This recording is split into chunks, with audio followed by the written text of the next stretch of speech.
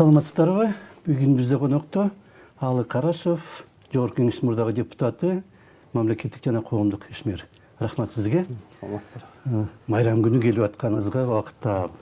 Майрамыңар менен баарыбызды көрүүчүлөрдүн майрамы менен. Жакында мына отчет, сиз жетекчи болупсуз, жумуш тобунун отчет болду, жанагы административдик реформа боюнча, аймактык реформа боюнча 4-чү этабы деп. Эмне жөнүндө болду? Мына сентябрдан январга чейин дейт. Аз эле убакыт го. 5 айдын ичиндеги жыйынтыктар, Мен да ушу учурдан пайдаланып сөздүн башында жалпы кыргызстандыктарды мына улуу жеңиш майрамы менен куттуктап кетким келет. Буюрса ушул майрам менен кут болсун.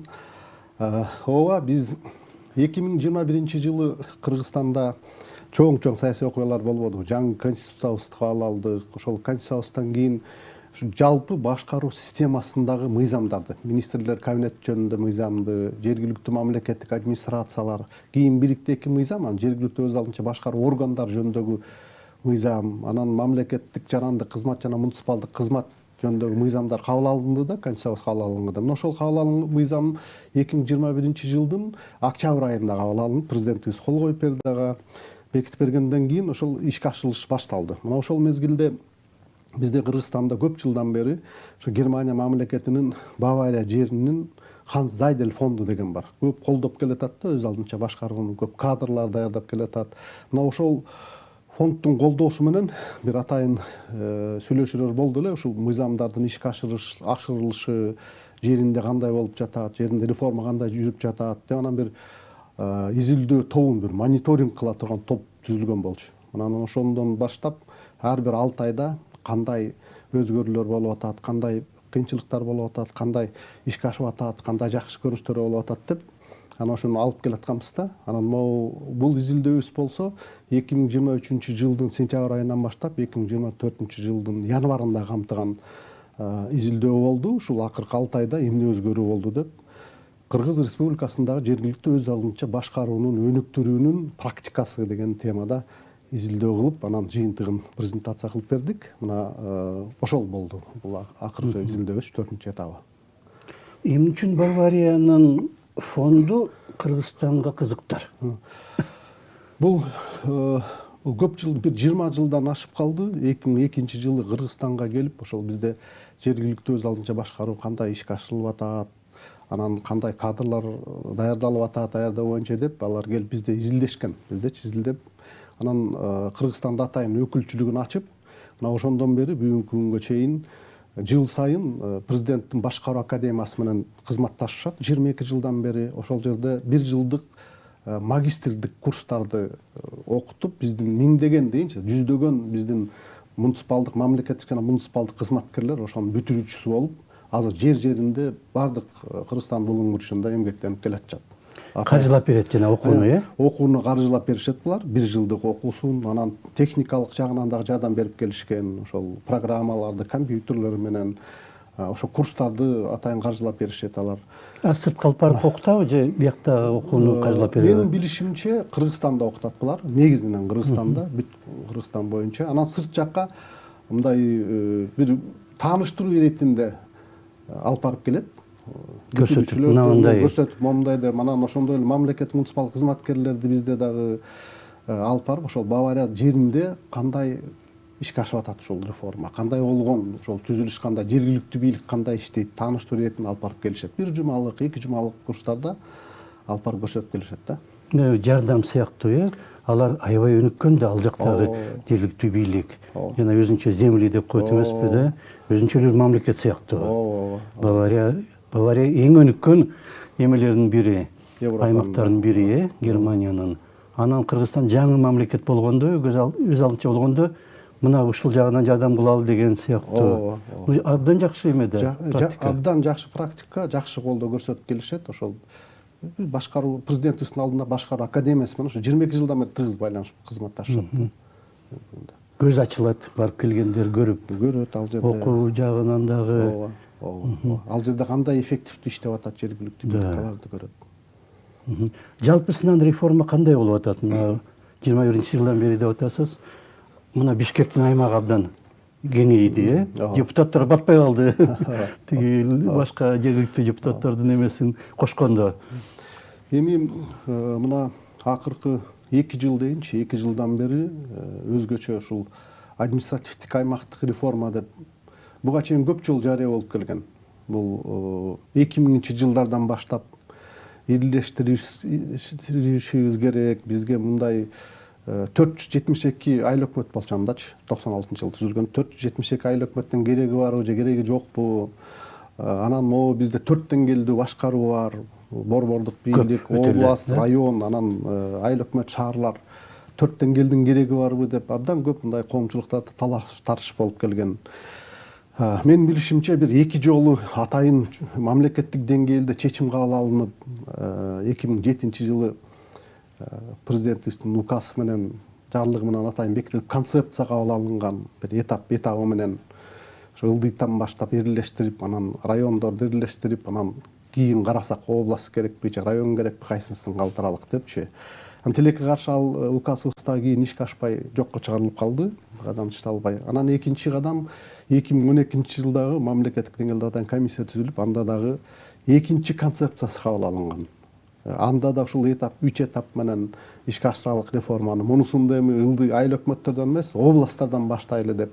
Аны эсиңизде болсо керек, эсиңиздерде ошол 2012 жылы областтык мамлекеттик администрация деген институт жоюлуп, анын ордуна өкмөттүн ыйгар мукуктуу өкүлчүлүгү деп областтарда түзүлүп, анан могу шаарларга баш ийген айыл өкмөттөр бар эле. Жалал Абадта, Тайгарай, Ошто, Жапалак, Бишкекте, Чоң Арык мисалы үчүнчү ошо окшогон айыл өкмөттөр да жоюлуп, анан шаардын ичине шаардын башкаруусу болуп кирген болчу да. Ошол биринчи кадам тышталып эле, анан кийин ал да кайра ошо боюнча токтоп калган. Дайым эле ушул административдик аймактык реформа дегенде келчү ушул ой кое тургула эми саясий кампания келет да чайлоо өтсүн, анан бул өтсүн, тиги өтсүн деп эле. Эми мындай бир сөз менен айтканда жакшы бир кадам, чечкиндүү кадам тышталган эмес да, мындайчы. Анан мына 2022 жылы президентибиздин атайын жарлыгы менен Кыргызстанда ушул административдик аймактык реформага барабыз деп курултайда дагы айтылып, ал жерде дагы мамлекет башчыбыз анан биринчи пилоттук деп Бизкөл областында Түп району, анан 2023 жылды апрель айында дейм ушул президентибиздин жарлыгы менен дагы Нарын областы боюнча, жалпы область боюнча пилоттук кылып ушул айылдык аймактын деңгээлинде ирилештирүү кылалы деп анан биринчи кадамдар тышталды да. Анан тышталып, анын жыйынтыгы менен мына 2023 жылдын 29 декабрда дагы атайын жарлык менен ушун жалпы республикага жайылталы.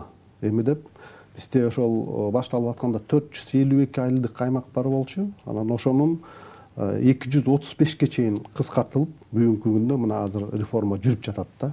Мына ошол кыскартылганда дагы шаарларга өзгөчө мына Бишкек шаарына 1-2-3 айылдык аймак кошулуп, кээ бир айыл аймактардын айылдары кошулуп, аймагы дагы кеңейтилип, азыр 3 эсе аймагы жер кеңейтилбеди. Буга чейин 12 миңден ашык гектар жер болсо, азыр 37-38 миң гектарга чейин кеңейтилди. Анан Ош шаарына дагы ошо Кызылкышта Төлөкөн айылдык аймактары да кошулду. Мындай шаардын аймагы кеңейтилди да.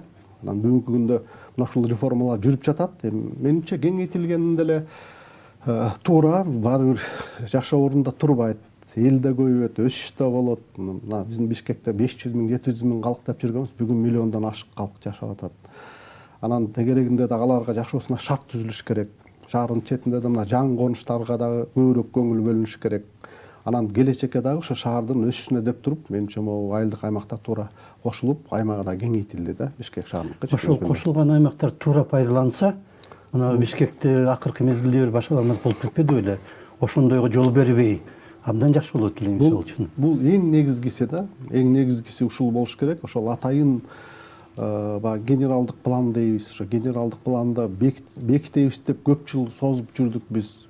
Жакын арада бир жалпылап бекитилип, азыр эми жана деталдуу план дегенди ар бир жаңы конуш болобу же биздин кичи райондор болобу же кайсыр борбордун каяктын тегереги болобу ушуну бекитип алып туруп, анан ошол кандай шаар 1 жыл, 2 жыл, 5 жыл эмес, 50 жыл алдына кандай өнүгүш керек, 30 жыл алдыга кандай болуш керек деп туруп, анан ошон сөзсүз түрдө ушуну биз кармашыбыз керек да. Кармап ошонун негизинде гана шаарды кеңейтип, анан шаар ошол пландуу түрдө, системалуу түрдө мындай өнүгүү жолуна түшүш керек деп айтат элем да.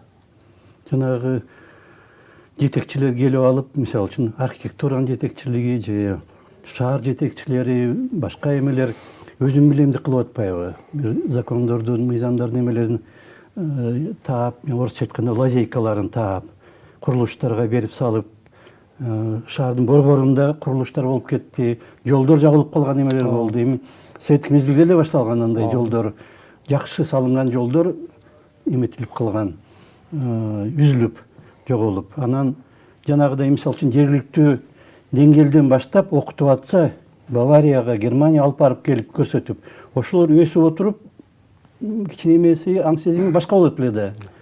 Аларды өткөрбөй эле башкалар жетекчи болуп калып, башаламадык болуп. Эми биринчиден андайга такыр жол берилбеши керек.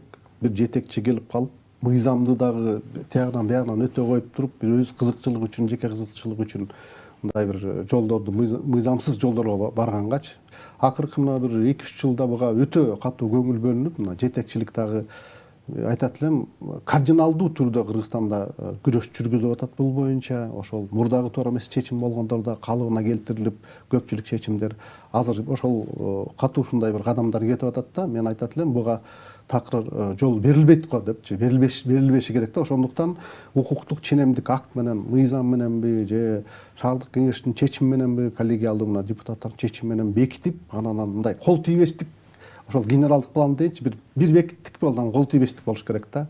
Анан ошол абдан катуу көзөмөл менен ушундай жумуш алып барыш керек. Бул биринчиси. Анан экинчисин айтайын дегеним, мына окутуу боюнча дагы ушуга жалпы мамлекетте дагы катуу мындай көңүл бөлүшүбүз керек да. Бул жаңылык эмес. Бул илгерте мурда да Советтер Союзу убагында да болгон. Ар бир мамлекеттик же муниципалдык кызматкер сөзсүз түрдө бир 3 жылда дейинчи өзүнүн квалификациясын көтөрүп, атайын курстардан, окуулардан өтүп туруш керек да. Бул хан сайдын бир бөлүгү эле. Мен жалпы мамлекет боюнча система ошондой иштеш керек деп айтат элем. Муну биз 2012 жылы мамлекеттик кадр кызматында иштегенде дагы ага чейинкини бир анализ кылып көрдүк, кандай болгон. Мына максаттуу түрдө системалуу ошондой курстар жүргүзүлгөн эмес экен да. Ошондочу эми жана президенттен анда кайрылуусу болчу, жана послание деп койчу. Ошого келгенде эле 300-400 айыл өкмөттү чогултуп бир аудиторияга кирип, анан суроо жооп кылып эле кетирип жиберип 3 күндүк курстар деп анан окуттук деп жүргөн да. Анан биз ошондо сунуш бердик, мамлекеттик заказ деген түшүнүктү кирдик да. Мамлекет канча быйыл мамлекеттик муниципалдык кызматкер окуш керек. Анан ошолордун квалификациясын көтөрүш керек ошолордун. Ошолор милдеттүү түрдө келип туруп, ошол академия, президенттин башкаруу академиясын базалык кылып, ошонун астында анан башка да жогорку окуу жайлары катышып ошол конкурска мамлекет заказдан акча бөлүнөт да. Анан буга да республикалык бюджеттен да атайын акча бөлүнүп, анан ушул система кылсак депчи. Эми жалпылап айтканда бир 18 миңдин тегерегинде мамлекеттик кызматкер бар биздечи. Анан бир 8-9-10 миң тегерегинде муниципалдык кызматкерибиз бар. Жалпы бир 26-27 миң кызматкер бар. Эми бир 1 миң, 1,5 миң кызматкер бар. Вакансия болуп, жаш орун турбайт, келип кетип турат. Анан ошондо орто эсеп менен алганда, мындай эле бөлүп койсок, жыл сайын жок дегенде бир 8 миң мамлекеттик муниципалдык кызматкер, 8-9 миң кызматкер квалификациясын көтөрүп туруш керек да, мындай орто эсеп менен алгандачы. Анан бул бүгүнкү күндө дагы мына ишке ашып мындай баратат, бирок дагы ойдогудай ишке аша элек да. Себеби эмне деп болуп атат? Аны да бир анализдеп көргөнбүз, могу изилдөөбүздө дагы. Себеби башында баштаганда 3,5-4 миңге чейин мамлекеттик муниципалдык кызматкерлер келип квалификациясын көтөрүп, ошол 76 сааттык, 150 сааттык курстардан өтүп, эми жаңы мыйзамдар кабыл алынат, жаңы жоболор кабыл алынат, жаңы инструкциялар кабыл алынат, өзүнүн тармактары боюнча дагычы группа бөлүп келген. Анан бул апат убагында бир топ аксап калган, болбой калып, азыркы күндө кайрадан акча бөлүнүп, мына эми мына быйылкы жылдар кайра нугуна акырындык менен түшүп келатат да. Негизги себеби мындай болгон, мына жерине келгенде жетекчинин көз карашы менен. Мисалы үчүн окуп келиш керек кызматкер жөнөткөлө деп айыл өкмөтүнө келсе, абдандай бир кээ бир кызматкерлер бар да, жанагы алмаштырбасчы, ошол кызматкер дайым жанында болуп иштеш керек да. Анан жаш келип калса, же мындай азыраак мындай нагрузка болгон кызматкер болсо, сен барып келчи окууга деп жөнөтүп коюп, кээде болуп калган болуп, бир кызматкер 2 жолу курстан өтүп калган, кээ бир кызматкер 10 жылдан бери өтпөй калган болгон да. Анан биз ошондо өзүбүздүн сунушубузда да бердик, андай болбош керек. милдеттүү түрдө ар бир кызматкер 3 жылда бирден өзүнүн квалификациясын көтөрүп окуудан өтүп туруш керек, курстардан. Себеби мамлекет акча бөлүп берип атпайбы, акчаны туура пайдаланыш керек да. Анан экинчи дагы бир могу сунушубузду бердик. Азыр эми 20-кылымда жашап атабыз. Баары тең санааттештирүү келип атат. Электрондук жалпы мамлекеттик муниципалдык кызматкерлердин базасын түзүп туруп, анан бул жерде баягы жеке фактор болбош керек да. Жетекчиси каалаган сен барба деп эмес, милдеттүү түрдө бул Эшматов Тахмат мисалы үчүн сен быйыл окууңду өтүп келишиң керек, курстуң квалификацияны көтөрүшүң керек деген ошо базалык түзсөк депчи. Азыр бизде эми атайын агенттик бар, ошо мамлекеттик кызматчыны өз алдынча башкаруу боюнча ошолорго дагы мүмкүнчүлүктөрдү берип, кошумча укук берип, ошолорду чогултуп, анан чакыруу жөнөтүп, милдеттүү түрдө ошолор келсе, ар бир биздин мамлекеттик жана муниципалдык кызматкер 3 жылда бирден квалификациясын көтөрүп туруш керек да. Мына ошого жеткизген дегенде сунуштарды биз рекомендациябызда бердик. Мындагычы. Санариптештирип салсачы, программа түзүп, каалайсыңбы, каалабайсың, мына ал адам 3 жылдан кийин барат деп. Азыр могу электрондук база деген ошол. Санариптештирүү. Жетекчиден сурап эмес, сен бирөөнү жөнөтүп кой деп азыр кат жөнөтөбүз да. Же телефондо айтабыз. Андай эмес, милдеттүү түрдө санариптештирилген. Кезеги келдиби? Барасың. 3 жылда чыгып калат, быйыл могу көчүп керек кызматкерлер деп, мисалы үчүн. Анан ошого жөнөтөт, могу келип окуп кетсин деп, милдеттүү түрдө. Тигилештирме болбойт. Жок, мен муну жибербейм, мунун ордуна тигили барсын деп. Ал жол бербейт, санарип жол бербейт дагы. Атайын программада чыгып турат, көрсөтөт, азыр жасап койсок болот мунучу. Анан ушуга дагы өтсөк дегенде сунушубузду бердик да биз. Мына жасалма интеллектили бир топ жардам бериши мүмкүн го. Мисалы үчүн кээде мен ойлоп калам, сот болуп атат бир орусча айтканда хозяйственный бир талаш. Аны атайын программа түзүп эле, тигинин сунуштарын же айткандарын киргизет программага, мунун айткандарын киргизет, ар ким өзүнүкүн туура дейт, бирок компьютердин баарын санап чыгып, жок мына катора деп чыгарып коет мисалы үчүн чечим. Соттун кереги жок. Жасалма интеллект мына бизге дүйнөлүк коомчулукка жаңы кирип келатат. Эми анын дагы ар кандай пикирде болгондор бар. Кээ бирлериники туура ошондой болуш керек деп, жок, ал адамдык фактор, адам качыш керек сөзсүз түрдө, мындай көз карашты болуп керек дегенчи. Эми азыр жаңы кирип келатыктык, эми баа берип, келечек дагы менимче кандай. Мисалы үчүн компьютер чыгарат чечим, а бирок андан акыркы чечимди все-таки жанагы бир жюри сыяктуу, бир жанагы арбитражный сыяктуу соттор, анан эски сот деп коебу же, ошондой. Ошо сыяктуу кылып, алар мынандай чыкты, мынаныкы туура экен, бирок эмне кылалы деп кеңешип. Мүмкүн.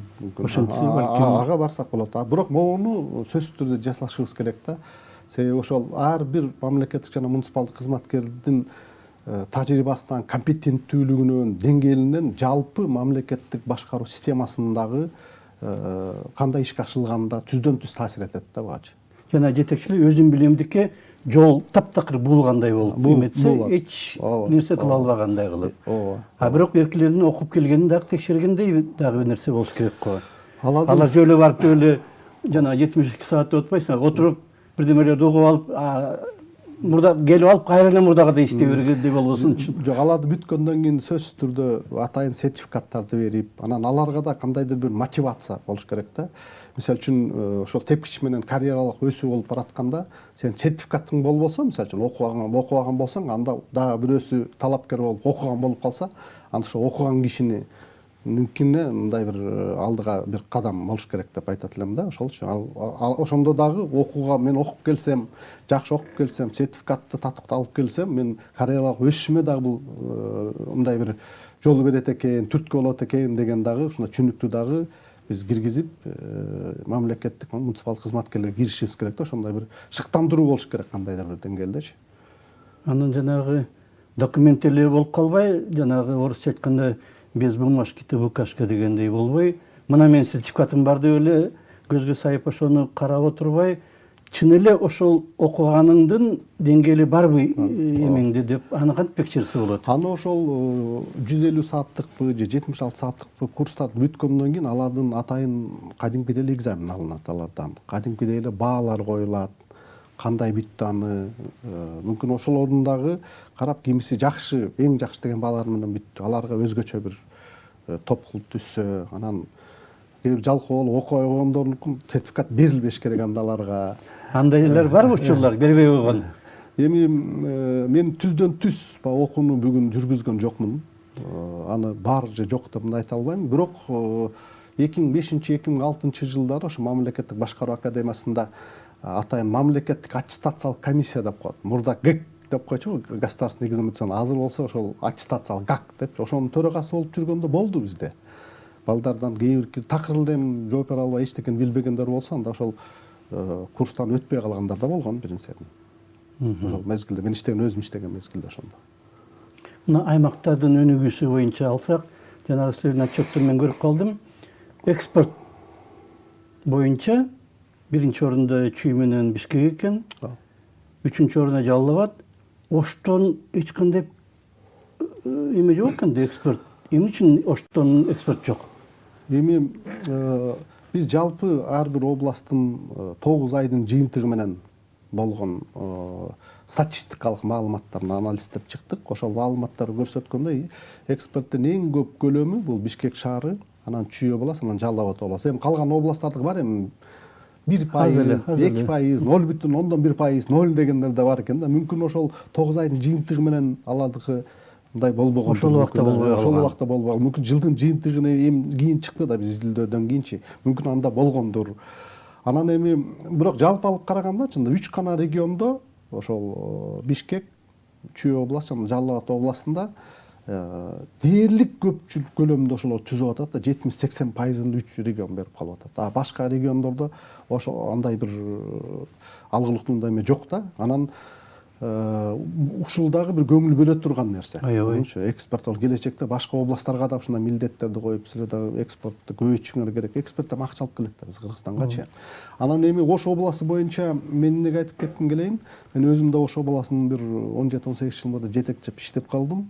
Ош областында Ош шаары республикалык маанидеги шаар болгондон кийин болуп кеткенден кийин мына 2002 жылдары болду да. Анан Баткен областы өзүнчө бөлүнүп кеткенден кийин Ош шаарынын өзүндө өнөр жай ишканалары баары ошо кетиптир да.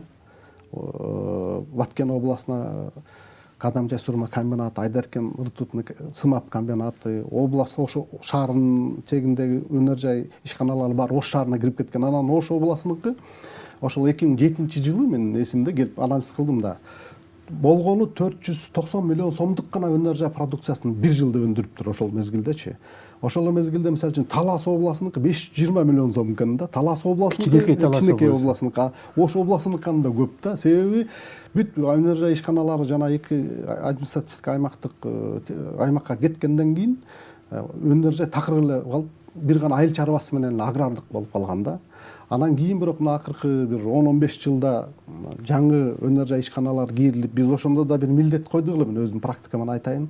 Ошол биз 1-2 жылда 2,5-3 эсеге көтөрүшүбүз керек өнөр жай продукциясынын көлөмүн депчи. Анан ошол жаңы заводдор курулуп, жана Араван цемент заводу ошондо ишке берилип, анан дагы тоогенди пайдалануучу ишканалар ишке берилип, анан 2 жыл иштедик. Кетип атканда бир 1,5 миллиард сом, 1 миллиард 300 канча миллион сом тегерегинде көтөргөнгө аракет кылдык да ошондочу. Анан азыр деле салыштырмалуу алып келгенде менимче калктын саны көп, бирок өнөр жай ишканалары азыраак да. Азыр эми көбөйдү, бир нече миллиард болуп калса керек бүгүнкү күндөчү маалыматтар боюнча. Жалпы республиканын көлөмүнө келгенде өтө мындай аз болуп калып атат да. Пайыз жагынан алганда. Пайыз жагынан аз болуп калат. Башка региондор кандай? Талас, Нарын, Гөлдүкү дагы эмне үчүн экспорту жок? Эми Гөлдүк эми негизинен ал жерде чоң өнөр жай ишканасы бул Кумтөрдө. Бирок ал Кыргыз алтын менен азыр иштешкенден кийин менимче ошол отчет болгондо башкага кирип калат. Бишкекке кирип калат. Анан областтарда бул да өзүнчө чоң проблема. Көпчүлүк чоң ишканалар ва градообразующий деп коеюнчу, бюджетти бере тургандар көпчүлүгү Бишкектин 1-май районунда каттоодон өтүп калган да. Анан көрсөткүч Бишкекке келе берет, анан региондор жеринде иште талашышып дайыма, бизге өзүбүздөн каттоодон өтүш керек, көрсөтүш керек, бизге өзүбүздө болуш керек деп. Мындай жагы дагы бар. Ошондуктан ошол жеринде дагы бир жагынан ошол жергиликтүү жеринде иштеп аткан ишканаларда каттоонун дээрлик көпчүлүгү дейчи, стратегиялык чоң маанидеги эле ишканалар мындай болсо, негизинен ошо жеринде каттоодон өтүп, салыгын дагы жергиликтүү бийликке төлөп, анан ошондой болсо, менче көрсөткүч да башкача болот эле жергиликтүү бийликтердики. Салык абдан чоң маселе.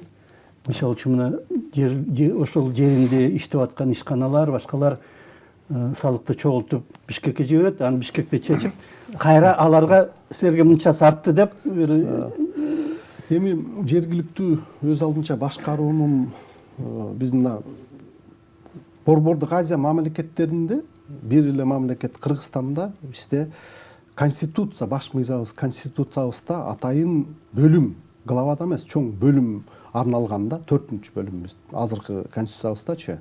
Анан ошол жерде жергиликтүү өз алдынча башкаруу деп так мындай бир аныктама берилген. Жергиликтүү өз алдынча башкаруу жергиликтүү жамааттардын жергиликтүү маанидеги маселелерди өз көз карашы менен өзүнүн жоопкерчилигине чечүүнүн конституциядагы белгиленген кепилдик берүүчү укугу деп конституциябызда көрсөтүлгөн да. Анан ошондуктан ошол жергиликтүү өз алдынча башкаруунун дагы ушул өзгөчө финансылык тарабынан мына бюджетин өздөрүнө мындай көбүрөөк мындай бериш керек. Ошол эле 111 берененин конституциянын 5-бөлүгүндө жазылып турат, мамлекет жергиликтүү өз алдынча башкаруунун бюджетин көз карандысыздыгын камсыз кылуу кепилдигин алыш керек депчи. Баш мыйзамыбыз жазылып турат да. Ошондуктан аткарылат ошол. Бүгүнкү күндө эми жалпы эле мына акыркы ошо жергиликтүү өз алдынча башкаруунун реформасы 30 жылдан бери башталды дейли. Мына 96-жылы реалдуу кадамдар башталган, 28 жыл мурда. Мында алып келгенде, мисалы үчүн башында 96-жылдары берилгенде жергиликтүү салыктардын түрлөрү 16 болчу. Анан кийин бир 2002-3 жылдары бир кыскартылып 8 түрү калды. Анан 2008 жылдан кийин бир 2-3 түрү калган. Азыр эми бир кыймылсыз мүлккө калды да. Ошол эле калды, бирок бул эми жалпыланган салык болуп калды. Жалпыланган салык болуп, анан көпчүлүгү мына республикадан дотация да ошондон болуп атпайбы көпчүлүгү бизде 80%. Анан көзгө саят ошол силер дотация 80% айылдык аймактарыбыз бизде дотация деп республикалык бюджеттен жана категориялык гранттарды, максаттуу трансферттерди алып, анан көбүнчө каржы министрлигинин көзүн карап калат да. Бизге бергиле, анан стимулирующий грантка долбоор жазып келе, анан беребиз мындай деп. Эми стимулирующий грантка жазып келсе 452, мурдагыдан айталы, айылдык аймактын бир 180-и жазып келсин, бул жакта 350-сү да кандай баарына жетпей ушундай болуп калып атканда, ошондуктан биз могу изилдөөнүн сунушу менен да сунушубузду бердик. Ушунда өз алдынчалыгын, жергиликтүү бюджеттин өз алдынчалыгын күчөтөлүк, жергиликтүү өз алдынча башкаруу органдарына ошол салыктын киреше бөлүгүнөн, республикалык салыктардын түрлөрүнөн карап чыгып туруп, бир бөлүктөрүнөн берип, ошолор өздөрүнө жете тургандай мындай жалпылап жеткизиш кыйын эми. Бирок ошого бир өздөрүнө бир кандайдыр бир чогулта турганда мүмкүнчүлүгүн берсек жергиликтүү бийликке депчи. Жана салыктар 1 мүнөттө эле калыптыр, анда бир корутунду кылып айтып берсеңиз. 1 мүнөттө. Ошондо биринчи жергиликтүү өз алдынча финансылык көз карандысыздыктын күчөтүп беришибиз керек. Жалпы мындай Бишкектин көзүн карабай, өзүнө жете тургандай акча калгандай. Анан негизгиси өздөрү чогултуп, стабилдүү норматив кылып бериш керек да. Сен быйыл 100 миллион сага план чогулта турган болсоң, 150 миллион чогултуп койсоң, кайра 50 миллион алып албай, жергиликтүү бюджет калтыр 3 жыл, 5 жыл калтырасың, канчалык көп чогултсаң өзүң калтырасың десе, алар шыктанып да мотивациялык көбүрөөк чогултат эле. Бул биринчиси. Экинчиси, мына азыр административдик аймактык реформа болуп жаткандан кийин буга деген азыр баардык мындай укуктарды берип, пилоттук деп жүргүзүп атпайсызбы? Азыр ошону көрүп туруп, анан көбүрөөк укуктар жергиликтүү бийликке бериш керек да. Экинчиси, мына азыр санаа иптештирүү деп кетип атабыз, бирок ошол эле мезгилде мына ирилеш жөн эле механикалык түрдө ирилештирип койбой, кошумча укук берип, өз алдынча башкаруунун ичинде дагы децентрализация кылып, айыл башчысынын ролун бийире көтөрүш керек го деген дагы сунуштарды берип атабыз да, айыл башчынын дагы. Анан үчүнчүсү, мына кандай гана башкаруу болбосун, негизги максаттын бири элге сапаттуу кызмат көрсөтүү. Жергиликтүү кызмат көрсөтүү, муниципалдык кызмат көрсөтүүлөрдүн дагы кайрадан карап чыгышыбыз керек. Мисалы үчүн мамлекеттик кызмат көрсөтүү бир 400дөн ашык болсо, жергиликтүү муниципалдык кызмат көрсөтүү 12-13 эле экен. Анан эл деген жеринде кайрылат да, ошо жергиликтүү бийлик. Ошолордо дагы бир ирет карап чыксак. Анан негизгиси ошол эле мезгилде жергиликтүү өз алдынча башкаруу органдарын, аткаруу орган, айыл өкмөт же шаардык мэрия болобу, же айылдык кеңештин же шаардык кеңештин депутаттары болобу, ошолордун күнүмдүк демократия деп коет. Ошолордун отчеттуулугун, жасаган ишинин натыйжасын жергиликтүү жамаатка келип айтып, берип, момундай жумуш кылып атасыз, мындай деп туруп берген дагы практикасын күчөтүшүбүз керек да. Анан жергиликтүү жамааттын колдоосу болбоюнча жергиликтүү өз алдынча башкаруу өнүкпөйт анда. Рахмат чоң. Рахмат чоң. Бизде конокто Аалык Карашев болду. жогорку кеңештин мурдагы депутаты, коомдук жана саясий мамлекеттик ишмер. Рахмат сизге. Рахмат чоң, рахмат. Саламаттыңыздар.